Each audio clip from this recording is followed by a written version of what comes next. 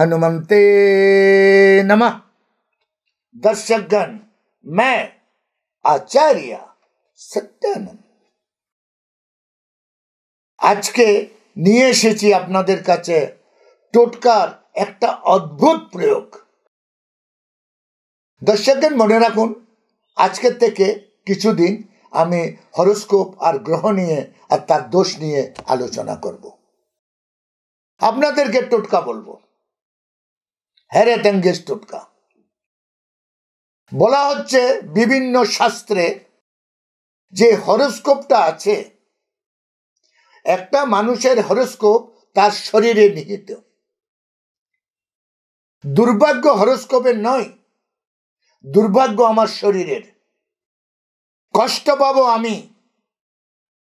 আমি যদি দুর্ভাগ্যপূর্ণ হিসাবে জন্ম নিই, আর পুরো পরিবারকে দুর্যোগে রাখবো। ঘরের মুখিয়া ঠিক হওয়া খুব জরুরি, শাস্ত্র বলছে। কেন্দ্রবিন্দু, একটা পরিবার কষ্ট পাবার পিছনে তার মুখিয়ার কুণ্ডলি, তার মুখিয়ার দুর্ভাগ্য জড়িয়ে আছে। আর বলছে শাস্ত্র, দুর্ভাগ্য আপনার শরীরে। আপনি যেখানে দাঁড়াবেন সেখানে আকাল হয়ে যাবে। অভাগা যেদিকে যায় সাগর শুকিয়ে যায়। প্রবাদ, অভাগা যেদিকে যায় সাগর শুকিয়ে যায়। দর্শকগণ, মানুষের দুর্ভাগ্য মানুষের অঙ্গের মধ্যে নিহিত আছে। মানুষের কর্ম, মানুষের দিনচর্যা, মানুষের নিজের ব্যবস্থা তার দুর্ভাগ্যের কারণ। মনে রাখবেন, মানুষের দুর্ভাগ্য আসছে, মানুষ যদি চায় নিজেও বুঝতে পারে। মানুষ যার দুর্ভাগ্য চলছে, সে সব থেকে প্রথম দূরে থাকতে চেষ্টা করে জল থেকে।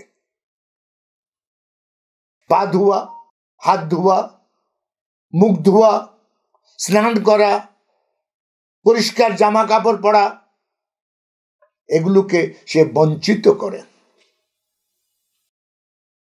একটি জামাকে সপ্তাহের পর সপ্তাহ পরে, একটি প্যান্টকে সপ্তাহের পর সপ্তাহে পরে, হাত মুখ ধুতে চায় না বাইরে থেকে আসার পর, স্নান করতে একটু কোথায় অনীহা থাকে, জলকে পছন্দ করে না, জল কম খায়। মনে রাখবেন, বলা হচ্ছে মানুষের দুর্ভাগ্যকে সমাপ্ত করতে পারে এই স্রোত জল, যার নাম গঙ্গা। গঙ্গা একটা প্রতীক, সমস্ত জলের মধ্যে গঙ্গা আছে, এবং শিব যাকে নিজের শিরোমণিতে ধারণ করেছে। ভাবুন আপনি, আমাদের হিন্দু ম্যাথোলজি একটা ইঙ্গিত, একটা ইশারা। দর্শকগণ, যদি আপনি চান আপনার শরীরের দুর্ভাগ্যকে দূর করতে, তাহলে মনে রাখুন, একটা কাজ আপনাকে নিয়মিত প্রতিদিন করতে হবে। ভাগ্য প্রতিদিন সকালবেলা উদয় হয় আর রাত্রে অস্ত যায়। মনে রাখবেন, রাত্রে কেন আমরা ঘুমাই, কেন কি ভাগ্যকে শুয়ে রাখি? তার কারণ হচ্ছে রাত নেগেটিভের রাজ্য, রাত নেগেটিভের সাম্রাজ্য, এবং পিশাচদের শাসন চলে রাত্রে। দর্শকগণ, শাস্ত্র মতে বলা হচ্ছে নারায়ণ পালনহার। আপনি দিনে কবার নারায়ণের নাম নেন? বাসুদেবের নাম কবার নেন? যে আপনাকে রক্ষা করে, যে আপনাকে লালন পালন করে, তার নাম কবার নেন? একবারও নেন না। তাই দুর্ভাগ্য আপনার আশেপাশে আছে। আগে কথা ছিল মাসে একবার या 3 মাসে একবার নারায়ণ পূজা করা। With home? আজকাল কোথায় হয়? আজকাল কোথায় হয় নারায়ণ পূজা? দর্শকগণ, বলা হচ্ছে যদি প্রতিদিন স্নানের সময় আপনার জলে এক চুটকি নুন শুধু, এবং যখন ওটাকে ভালো করে মিলিয়ে যখন প্রথম জলটা দেবেন, বলা হচ্ছে ওম বাসুদেবায় নমঃ অথবা ওম নারায়ণ নারায়ণ নারায়ণ 3 বার। দুটা মন্ত্র থেকে যে কোনো একটি মন্ত্র ওম নারায়ণ নারায়ণ নারায়ণ করে 3 বার বলে আপনি জলটা দেবেন, অথবা ওম বাসুদেবায় নমঃ, ওম বাসুদেবায় নমঃ, ওম বাসুদেবায় নমঃ, ওম বাসুদেবায় নমঃ করে জলটা দেবেন। একটা শিহরণ আসবে বডিতে, কারণ আপনার বডির থেকে নেগেটিভ ঊর্জাগুলো চলে যাচ্ছে।